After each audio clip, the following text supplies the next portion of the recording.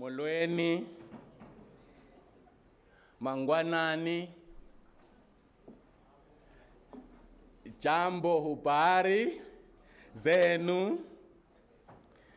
Welcome to this 8th Annual Teaching and Learning Conference. It is my singular privilege and honor to introduce to you Dr. Rubby Dhunpath, who is the Director of Teaching and Learning, and most importantly, who is the Chair of the 8th Annual Teaching and Learning Higher Education Conference. Dr. T, please come and address the House. A round of applause. Thank you. Ladies and gentlemen, higher education in South Africa has commanded unprecedented attention from various quarters. We've heard accusations, allegations, and exhortations from various quarters, not least from the government itself. For instance, Business Day, 5th of September, reporting on a conference of the Progressive Professionals Forum, alludes to the President's call for patriotic universities. Zuma says the country's transformation agenda should find expression in the curriculum of universities. He notes that education is a primary means of socialization, but then he goes on to say, this must not be seen as an attempt at indoctrination or a threat to institutional autonomy, but rather as an intervention to reinforce academic freedom. Yeah. So is that a classic example of a paradox, oxymoron, or absurd incongruity? The contradiction is reinforced in the course of his oratory. He says, students must emerge from institutions of higher education as patriotic citizens. Academic freedom means freedom from the ideological stranglehold of any social class, and universities must not be institutions that exist merely to legitimate the views of one group over another.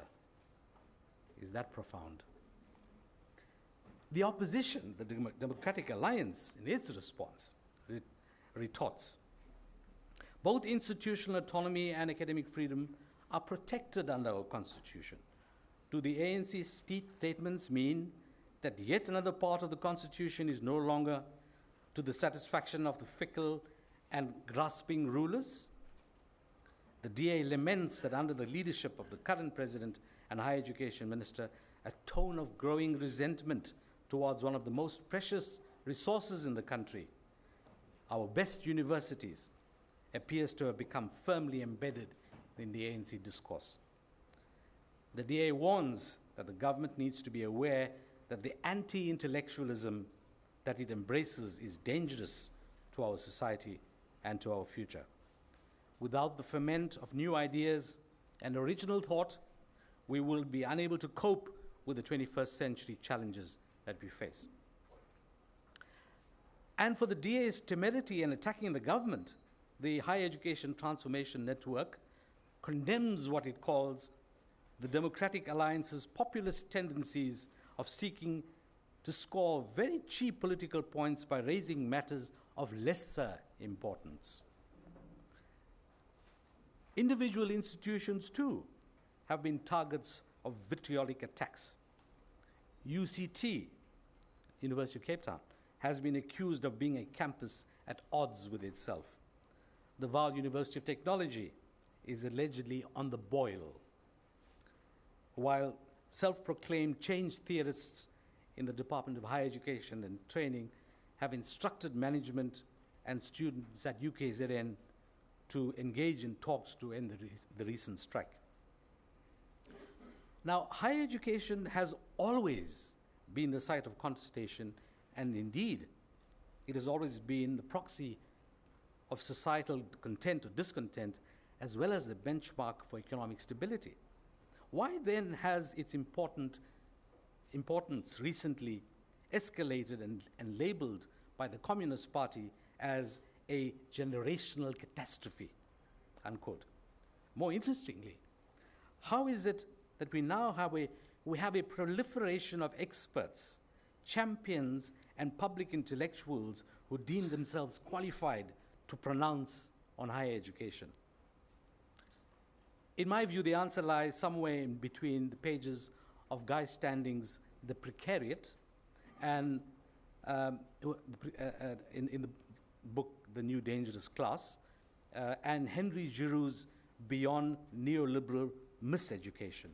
Those of us who attended this conference last year will recall Guy Standing's warning of the emergence of a new social class, the precariat, who as a consequence of neoliberal globalization, particularly as it relates to employment, suffer the condition of perpetual uncertainty and insecurity and are condemned to existence without predictability. The proletariat youth, who constitute both graduates and dropouts from higher education, are becoming increasingly vocal, skeptical, and cynical of regimes that protect the interest of capital while condemning youth to servitude in South Africa and elsewhere on the continent and the globe. Fear of the precariat has rendered governments paranoid and paralyzed, redirecting its paranoia to higher education. Giroux, too, argues that workers, students, and youths, and the poor are all considered expendable in the neoliberal economy. Yet, the one institution, education, that potentially offers opportunities for students to challenge these anti-democratic tendencies is under attack in ways that are unparalleled, at least in terms of the scope and intensity of the assault by the corporate elite, other economic fundamentalists, and government itself. Giroux adds that casino capitalism does more than infuse market values into every aspect of higher education. It also wages a fully fledged assault on public goods, democratic public spheres, and the role of education in creating an informed, enlightened citizenry. In a society wedded to narrow, instrumentalist values, ignorance is a political tool which nourishes a deep-seated fear of civic literacy. Critical thinking and a literate public have become dangerous to those who want to celebrate orthodoxy over dialogue, emotion over reason, and ideological certainty over thoughtfulness. It's hardly surprising, therefore, to see an ascendancy of what Michael Foucault calls governmentality, the tendency of governments to use their political power to wrestle control of education and to create and recreate curricula and other policies that are responsive to its political ambitions. Regrettably, the academy has largely been complicit in its silence against this erosion of the integrity of the university as a bastion of enlightenment. Thankfully, though, in the words of Edward Said, there are in every society persons with an unusual sensitivity to the sacred, an uncommon reflectiveness about the nature of their universe and the rules which govern their society, a minority of persons who speak out against gregariousness and the personal cost be damned. I am privileged today, ladies and gentlemen, to welcome our intrepid scholars who have been the beacons of hope through their fearless scholarship and intellectual activism. Ladies and gentlemen, I welcome on your behalf, in order of their appearance in the handbook, our keynote speakers for the 8th Annual Teaching and Learning Conference. Professor Gayatri Spivak, who is not here yet, I think, of Columbia University. Each of the speakers will be introduced in their sessions as we progress. Professor William Pinar of the University of British Columbia, Canada. That's Bill in the blue shirt at the bottom. Professor Reitumetse Mabokela, is she here yet? Yeah. Welcome, Ritu. Prof. Sozinho, who insists on being called Prof. Sozinho, he is right there, from the African Union, and our very own Dr. Langa Khumalo of UKZN. Let me also extend a warm UKZN welcome to each and every one of you who graces this conference with your esteemed presence. I'm especially pleased to welcome a large number of international guests. On behalf of the Conference Coordinating Committee, I wish you all an intellectually stimulating experience, but also a socially rewarding one. It now gives me privilege to introduce you to our Deputy Vice Chancellor of Teaching and Learning, Professor Renuka Vithal, to deliver the opening address. Morning, colleagues. It's wonderful to see the House full of the delegates for this, the 8th Annual Teaching and Learning Conference, and especially a warm welcome to our special guests who have made themselves available to engage us in this conference. It's really quite a wonderful achievement for the Teaching and Learning Office to have grown the conference in the way they have over the last few years. And this year we have especially been taking some time to take stock of what we've achieved and where we've come and try to contextualize that in respect of teaching and learning in higher education in general and in universities in particular. Teaching and learning in South African universities this year is firmly on the agenda and will be so for the next several years, at least 5 of them, with the launch of what the Council for Higher Education has called the Quality Enhancement Project, which they launched in February this year. And this project, which will focus on undergraduate provision in particular, comes on the heels of other initiatives and other reports and investigations that have taken place regarding undergraduate education, such as the Council for Higher Education's proposal for extending the undergraduate degree by a year. Of course, we still wait to hear if this idea that the undergraduate curriculum be reconsidered. We still wait to hear how the Department of Higher Education will respond to that. But there have been widespread discussions for some time now. And of course, higher education, especially the undergraduate provision, has come under quite significant media attention. In particular, the constant refrain about the low numbers of students, or the high dropouts, the low percentages of students that are graduating from the system and graduating in the time that is assigned to them, and so on. What these developments do, in addition to what you heard in the opening address, is that they do shift the focus in some ways from issues of access and from issues about the relationship of universities to schooling and to issues of what the deficits that students bring into the system, more to looking at what happens within universities. And so one outcome of all of this at a national level is that it opens opportunities for higher education institutions themselves to direct their research, knowledge, and expertise to their own terrain and their own work.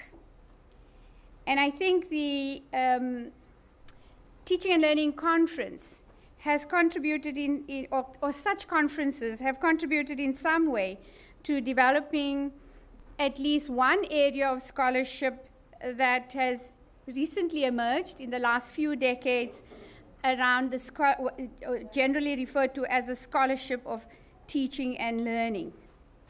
So it is quite a recent phenomenon, and most writers who refer to the scholarship of teaching and learning refer to the seminal work of Ernest Boyer in Scholarship Reconsidered, Priorities of the Professoriate, as contributing to enlarging the perspective of academic life and the meaning of scholarship itself. And I'd like to just read a quote from there to move us along in our own discussions. in the Scholarship Reconsidered, Boyer says, the time has come to move beyond the tired old teaching versus research debate and give the familiar and honorable term scholarship a broader, more capacious meaning, one that brings legitimacy to the full scope of academic work. Surely, scholarship means engaging in original research. But the work of the scholar also means stepping back from one's investigation, looking for connections, building bridges between theory and practice, and communicating one's knowledge effectively to students. Specifically, we conclude that the work of the professoriate might be thought of as having 4 separate yet overlapping functions. These are the scholarship of discovery, the scholarship of integration, the scholarship of application, and the scholarship of teaching, close quotes. This notion of the scholarship of teaching has, of course, been broadened in more recent time to refer to the scholarship of teaching and learning. And this work has produced a lively debate and ongoing contestation about the exact nature of a scholarship of teaching and learning. It has generated a wide literature, even whole conferences and journals, etc., and engagement around issues of definition, perspectives, models, and approaches to scholarship of teaching and learning.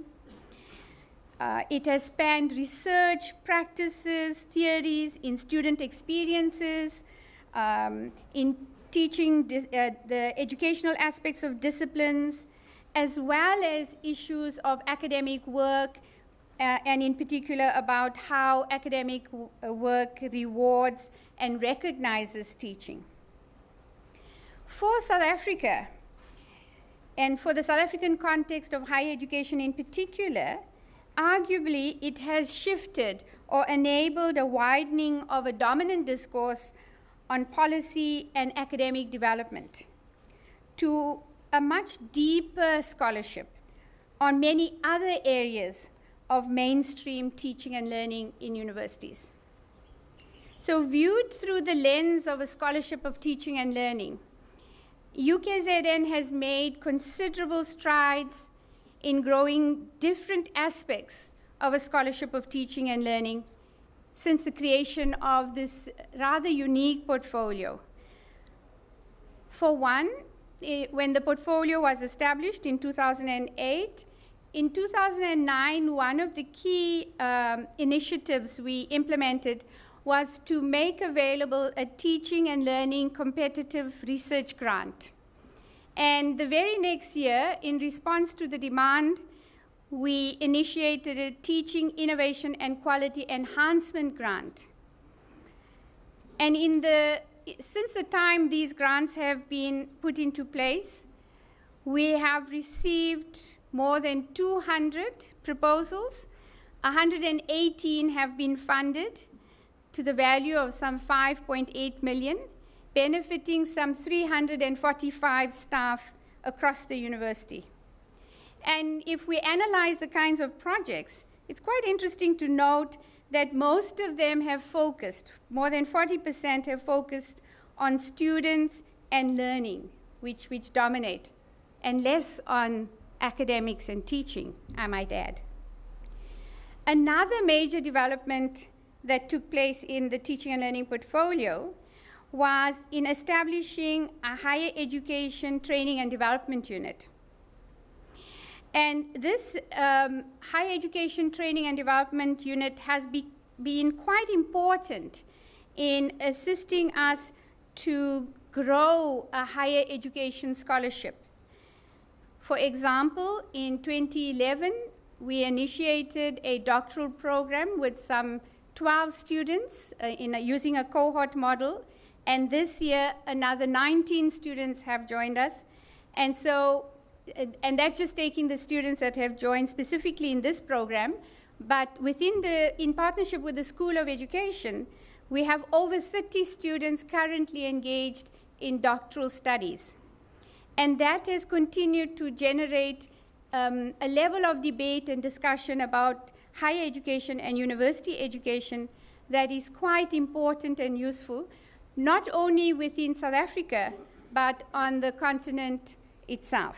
And you will certainly hear more about it in the course of the conference with Professor Damtu Tefere, who has initiated a new journal, and you would have received that, and the journal will be launched in the course of the conference. So we are quite pleased that in that one initiative, a very significant advance has been made on focusing and supporting research in teaching and learning and higher education more generally.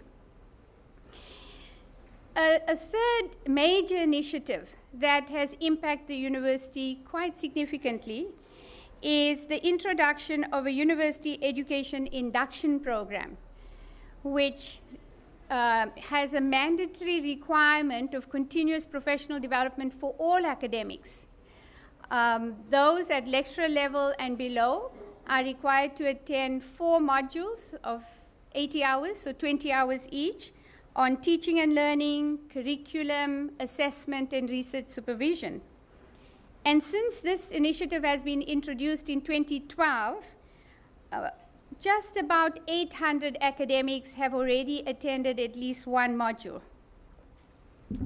A fourth major area of contribution towards the scholarship of teaching and learning is our promotions process, which enables academics to be promoted from lecturer right into the professoriate on the basis of excellence in teaching and or research. And we undertook a 5-year analysis of the promotions to examine to what extent teaching has enabled staff to be, or academics to be promoted. And we presented a report this year in Senate, which showed that of the 136 successfully promoted candidates in the past few years, 79 or 58% of them were promoted on the basis of excellence in teaching. So certainly, teaching is valued in a very clear and explicit way in the promotions processes, and we have been able to demonstrate statistically that this significantly assists women or increases their chances of being promoted by 22% by virtue of having teaching as a requirement in the promotions process, which is quite important in the context of women's underrepresentation, especially in the professoriate. And then finally, the Teaching and Learning Conference, these annual Teaching and Learning Conferences, which started in 2000, which was started earlier as workshops in teaching and learning, where you had about 50 or 80 staff attending and just having discussions, to in the last few years, every year we have, as we have this year, about 150 papers being presented, and about just under 300 delegates attending. And we are very pleased that each year we have seen more and more attendance of academics and delegates from universities outside UKZN in the first instance, but now also increasingly from outside the country. So I also just really want to warmly welcome our international guests to this conference. Of course, part of how we've managed to support or grow the conference is by providing a full cycle of research support. So academics have the opportunity to, not only do they get funding to do research in teaching and learning and higher education issues, they get supported with workshops on writing proposals, on writing abstracts, on making presentations. And as you will hear at the end of this conference, each year they get invited to convert their conference presentations into journal articles. And this has enabled us we can account conservatively in the last 5 years until the end of last year, an estimated 78 accredited publications just out of the work of the teaching and learning portfolio. So collectively, these initiatives have created a growing interest in a scholarship of teaching and learning and contributed to an emergent critical mass of scholarship of teaching and learning expertise across disciplines within schools and colleges and within also some of our professional services.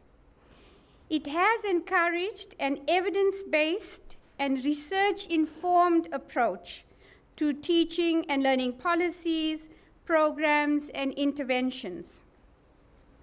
It has embedded a more scholarly discourse in teaching and learning deliberations, and it has enabled a more reflective and creative thinking about teaching and learning in attempting to find solutions to the many challenges confronting universities in providing a quality education. So in effect, the scholarship of teaching and learning has become and continues to be institutionalized at UKZN. But to sustain and grow this scholarship, I think that one of the things maybe that we do note is that we encourage more educational researchers to focus on university education. So it is quite interesting to note that schools of education, faculties of education, focus almost singularly and entirely on the schooling system, and much less on what's happening. Of course, they do focus in teacher education on their own institutional settings, but much less on what happens in the broader university. So you would not find research, or find very little research, that focuses on academics teaching and learning that is not done by the academics themselves. So don't get me wrong, I'm not saying there isn't research, but much of the research on teaching and learning practices within universities is interestingly done in the context of self-study or on their own practices, or groups of academics on their own practices. Unlike the kind of research you might see happening in schools, where university researchers go and research whole range of schools or large numbers of academics. So I think there is a challenge. I'm making the statement without providing any reasons for that, but certainly there is the challenge of opening universities to research scrutiny. In the PhD program, which is mainly academics doing research for their PhD degrees, it was interesting to note the challenges that they often reported in being able to access access the classrooms or documents or practices, etc., of their fellow academics. And so maybe it's a provocative statement that some of you might disagree with, but I do hope we will have this discussion about how do we advance on a much bigger scale, bringing many more of the theories that have been developed in education in relation to schooling and to other areas into higher education. So the challenge I'm putting to us all is how do we expand scholarship of teaching and learning and scholarship and research in higher education itself? Is it the question about who researches the professors? Who should research the professors? And why is that so difficult? Why is there reluctance to open our own practices to others to scrutinize and to research and to comment on? So with those words, it gives me great pleasure to welcome you to the UKZN 8th Teaching and Learning in Higher Education Conference, and to declare the conference open.